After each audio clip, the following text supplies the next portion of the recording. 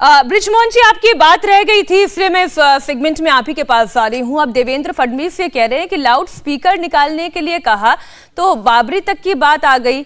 अब loud speaker हटवा देना क्या इतना बड़ा मसला हो गया? ये तो लॉ एंड ऑर्डर से जुड़ा हुआ है, ना कोई हिंदू की बात करना, कोई मुसलमान की बात करा, ना राज ठाकरे ने कहा ये कोई हिंदू मुसलमान की बात है। मीनाक्षी जी, सबसे पहले तो मैं कल हमारे हिंदुस्तान के मुस्लिम भाइयों के लिए बहुत कल शुभ दिन है, कल उनकी ईद उल फितर है। तो मैं सबसे पहले आपके चैनल के माध्यम से उनको अपनी शुभकामनाएं देना चाहता हूं राष्ट्रवादी कांग्रेस पार्टी की ओर से। साथ ही साथ मैं बधाई देना चाहता हूं हमारे महाराष्ट्र के आदरणीय गृह मंत्री दिलीप वलसे पाटिल जी को, औरंगाबाद की पुलिस एडमिनिस्ट्रेशन को, जिन्होंने कल बहुत बेहतर तरीके से शांतिपूर्वक आदरणीय राज ठाकरे साहब का जो रैली थी उसको संपादित करने में, उसको सहयोग देने में पूरी उन्होंने अपने प्रशासन की भूमिका का उपयोग किया। देखिए, जहां तक बात राज ठाकरे साहब ने जो कहा, मैं चूंकि वो कह चुके हैं और उस पर वहां की जो पुलिस है, वहां का जो एडमिनिस्ट्रेशन है, वो इस बात का मूल्यांकन कर रहा है कि उनकी जो भाषा है क्या वो एक निर्वाचित लोकप्रिय सरकार के तख्ता पलट से जुड़ा हुआ है क्या? क्योंकि इस प्रकार की बातें सामने आ रही हैं कि कुछ एक समूह है राजनीतिक दलों का जो बहुत ही ज्यादा कुंठा और बहुत ही ज्यादा परेशानी में इस समय जी रहे हैं महाराष्ट्र को लेकर। तो हो सकता है कि उन लोगों की तरफ से उनकी शह पर एक निर्वाचित सरकार का तख्ता पलट करने की कार्रवाई चल रही हो, इस प्रकार की संभावना है। तो इस चीज को देखा जा रहा है। यदि रैली से क्या तख्ता पलट हो जाता है? क्या हिंदुस्तान की जनता इतनी कमजोर और इतनी मूर्ख है कि तख्ता पलट हो जाएगा? मैं शायद सोचता हूं कि ऐसा नहीं है। एक तीली से ही आग लगती है, एक तीली से पूरा के पूरा खलिहान को जलाया जा सकता है। तो ये कहना राजनीति में गलत होगा कि एक बात से ऐसा हो सकता है, दूसरी बात से ऐसा नहीं हो सकता है। आप देखिए कि हिंदुस्तान में पिछले 8 साल में विभिन्न लोगों के ऊपर राजद्रोह के मामले में केस लगाए गए, उनको पकड़ा गया, इसी नाम पे पकड़ा गया कि साहब किसी का कहीं पर। बड़ी अच्छी बात आपने ब्रिजमोहन जी मुझे याद दिला दी, आपने राजद्रोह की बात कर दी।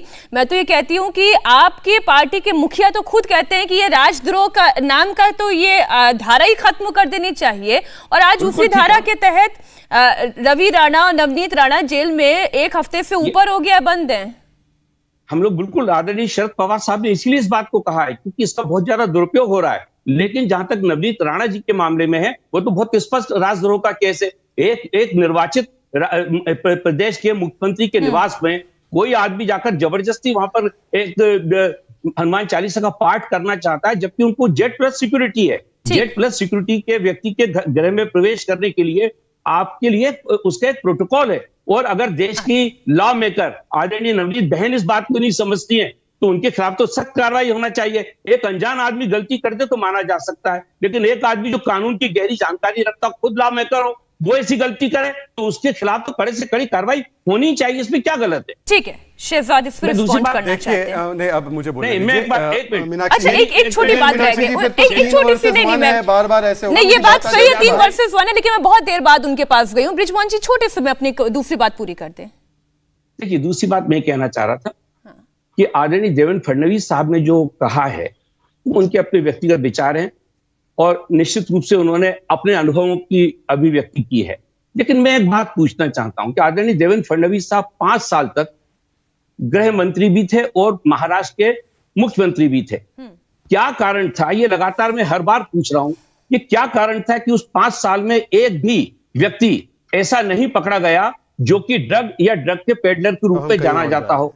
तीसरी बात मैं एक और कहना चाहता हूं कि अभी लगातार महाराष्ट्र के मंदिरों में, इतनी सारी बातें एक साथ बोलेंगे ना तो फिर वो आप इतनी सारी बातें बोलेंगे तो अनआंसर्ड रह जाएंगे सारे क्वेश्चन। बहुत छोटे समय शहजाद रिस्पॉन्ड करेंगे, फिर मैं ब्रेक ले जाऊंगा।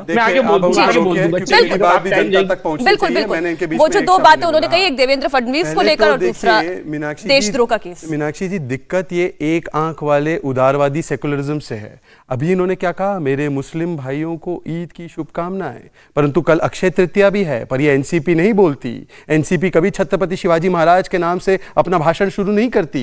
ये वही एनसीपी है जो हिंदू टेरर कहती है पर इस्लामिक जिहाद कहने से कतराती है कश्मीर को। और ये वही कांग्रेस एनसीपी है जो राजस्थान में 144 लगाती है रामनवमी की यात्रा पर, अलवर में, अजमेर में, परंतु जुमा, अलविदा जुमा की नमाज सड़कों पर अता की जाती है और उस पर कोई रोक नहीं लगती। करौली का मुख्य आरोपी आज भी गिरफ्तार नहीं हुआ है। छाबड़ा का मुख्य आरोपी इफ्तार पार्टी में पाया जाता है, परंतु जब जहांगीरपुरी में जब दंगाइयों को पकड़ा जाता है तब आप लोग छाती पीटना शुरू कर देते हो। पर कभी अलवर में नहीं जाते जहां पर शिव मंदिर को ध्वस्त करने का महापाप कांग्रेस पार्टी करती है। यही एक आंख वाली सेकुलरिज्म है, यही एक आंख वाली आपकी उदारता है और इसी के खिलाफ हम आपको बोलते हैं कि बताइए 5 मस्जिद बताइए जहां पर आपने कार्रवाई की हो, इनके पास जवाब नहीं है। पर दुख की बात यह है, देखिए मीनाक्षी जी, मैंने इनके बीच में नहीं बोला, मैंने इनके बीच में नहीं बोला, इनका तो कोई भरोसा नहीं, इनका तो कोई भरोसा नहीं है।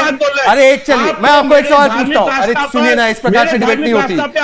बृजमोहन श्रीवास्तव इस प्रकार से डिबेट नहीं होती, बृजमोहन श्रीवास्तव इस प्रकार से डिबेट नहीं होती। मैं आपसे एक सवाल पूछता हूँ, मैं आपसे एक सवाल पूछता हूँ, देखिए मीनाक्षी जी आपको रोकना पड़ेगा, मेरी आवाज जनता तक नहीं पहुंच पाएगी, ये इनका भोंगा चल रहा है सेकुलरिज्म का, ढोंगी भोंगा। मैं इनको बोलिए बीच में ना बोले, ये घुसपैठ और अतिक्रमण की राजनीति का हम जवाब देते हैं और देते रहेंगे। सुन लीजिए मेरा सवाल है, मेरा एक ही सवाल है, देखिए ये शोर मचाते रहेंगे, इनको बड़ी आदत है, ये 5 बार शोर मचाने के आदी है। नहीं, मुझे एक बात सवाल दर्शक नहीं समझ पाएंगे बृजमोहन जी, ये तरीका कतई सही नहीं है। मैं इनके बीच में बोल के इनकी सारी बातों को बर्बाद कर सकता हूं। मुझे मौका चाहिए एक सवाल पूछने का और ये सरकार है, मुझे मौका नहीं, बोल चुप तो कराइए, वो नहीं चुप होने वाले हैं, नहीं चुप नहीं होंगे, कैसे नहीं होंगे, चुप होना पड़ेगा, चुप होना पड़ेगा, ये सेकुलरिज्म। एक सेकंड में आपको बता दूं मीनाक्षी जी, ये वोट बैंक का शोर नहीं चलेगा, ये सेकुलरिज्म का जोर चलेगा, कान खोलकर सुन लो। और दूसरी बात, मुझे आप सवाल पूछने दीजिए, नहीं ये तरीका गलत नहीं, मैं किसी को बोलने नहीं दूंगा, फिर मैं भी दुम्पट आवाज के साथ बोलूंगा इनके बीच में और किसी को बोलने नहीं दूंगा। मैं भी इनको बोल रहा हूं कि अगर ये मुझे नहीं बोलने देंगे तो मैं भी इनसे ज्यादा तेज बोलूंगा और लगातार बोलूंगा, तीनों में से एक को नहीं बोलने दूंगा, मैं तीनों में से एक को नहीं बोलने दूंगा। ये बहुत हो गया हिंदुओं को टेक इट फॉर ग्रांटेड लेने का, हिंदुओं को टेक इट फॉर ग्रांटेड लेने का बहुत हो गया। क्या हिंदुओं को मैं यहीं से मुझे एक सवाल पूछते हैं, इनको बोलिए शांत। मेरा सवाल है, अरे मैं माफी नहीं मांगता आप जैसे लोगों से, छोड़िए।